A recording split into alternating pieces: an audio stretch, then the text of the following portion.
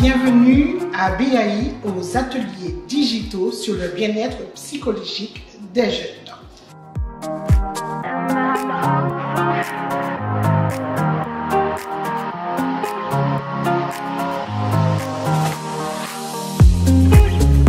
Abordons la question d'être en situation minoritaire, c'est-à-dire quand dans un pays, on n'est pas très nombreux, ou alors que les enfants dans une école, dans un quartier, dans une société, ne font pas partie de la société majoritaire.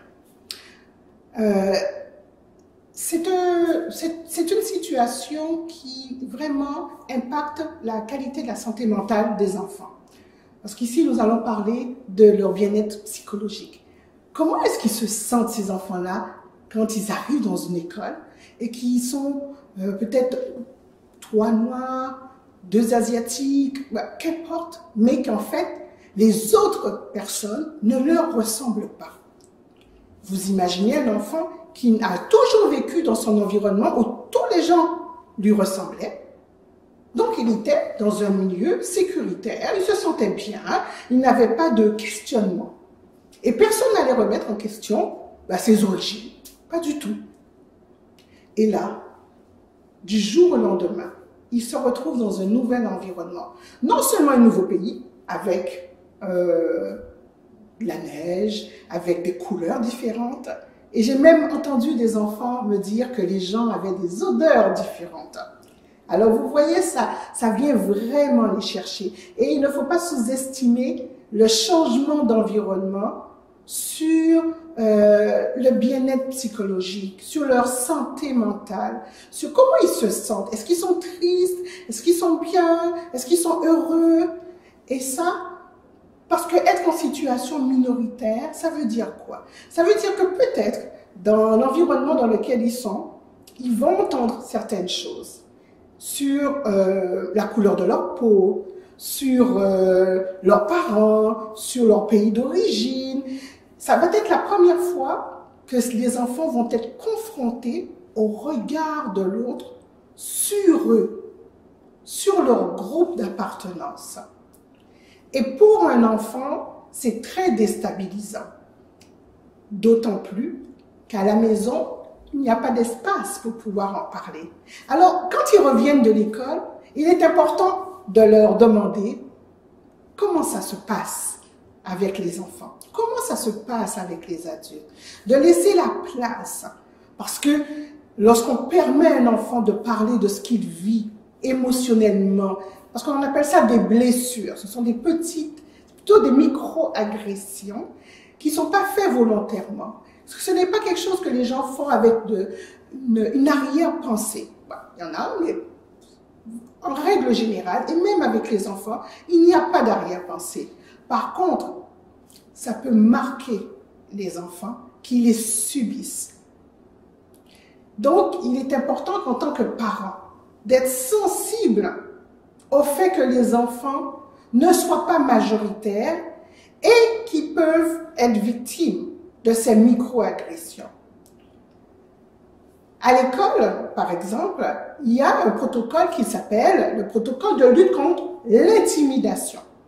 Et ça permet justement aux enfants qui vivent certaines situations, qu'on leur donne des mots, qu'on peut les insulter, ou qui se sentent mal à l'aise, qui se sentent vraiment atteints, qui se sentent attaqués, qui peuvent vraiment avoir des difficultés. C'est un outil qui est mis en place dans toutes les écoles pour permettre justement de protéger les enfants.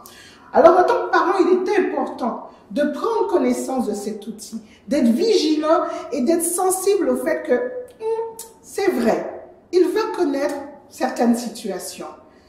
Mais le parent est là pour pouvoir entendre, écouter la parole de l'enfant et le supporter et l'accompagner pour qu'il puisse se sentir protégé. Parce que la souffrance des enfants ne s'exprime pas comme celle des adultes. On ne la voit pas vraiment. Et c'est seulement lorsqu'il y a des moments, des rituels par exemple. Ce qu'on appelle rituel, c'est qu'on mange ensemble. On peut partager un moment privilégié où l'enfant peut pouvoir s'exprimer Et là, il va pouvoir s'ouvrir et discuter. Parce que c'est la discussion qui va lui permettre de comprendre ce qui se passe. Parce que les enfants ne comprennent pas forcément que c'est le fait d'être en situation minoritaire. Donc aussi la méconnaissance des autres, de leur parcours, de leur histoire. Et c'est à vous, en tant que parents, lorsque ça arrive, de pouvoir nourrir votre enfant de choses positives de son pays d'origine. De lui dire, de le valoriser sur qui il est, d'où il vient, sur ses ancêtres, par exemple, ses grands-parents, ses arrière-grands-parents, sa famille, le pays d'où il vient. Ça va contrebalancer ce qu'il peut entendre de l'extérieur et ça va le valoriser. Et il aura des stratégies pour affronter ces micro-agressions auxquelles vous, en tant que parent, vous ne pourrez jamais lui épargner ces réalités. Mais par contre, vous pourrez l'outiller pour qu'il puisse faire face à ce qui va arriver dans le respect de lui-même d'abord et de l'autre. Parce qu'évidemment, on est dans une société où la façon de se défendre, la façon de faire face à ces micro-agressions, ça passe par la parole, ça passe par un certain savoir-être. Et non pas, j'ai bien entendu bien souvent des parents qui me disent, mais alors si on lui dit quelque chose, il n'a qu'à le frapper. Non, ici, sinon ça va se retourner contre l'enfant. Alors en tant que parent, c'est vraiment l'une des stratégies. Ce n'est pas la seule, vous pourrez en trouver d'autres. Vous asseoir avec votre enfant, discuter, vous asseoir avec d'autres parents et voir ensemble comment vous pourrez faire. Ça peut être aussi de pouvoir amener à l'école ou à l'extérieur dans le quartier, il y a des fêtes, il y a quand même des choses qui se passent, de valoriser votre communauté, de faire connaître les choses positives de votre environnement, de votre pays, de votre culture, ainsi de suite.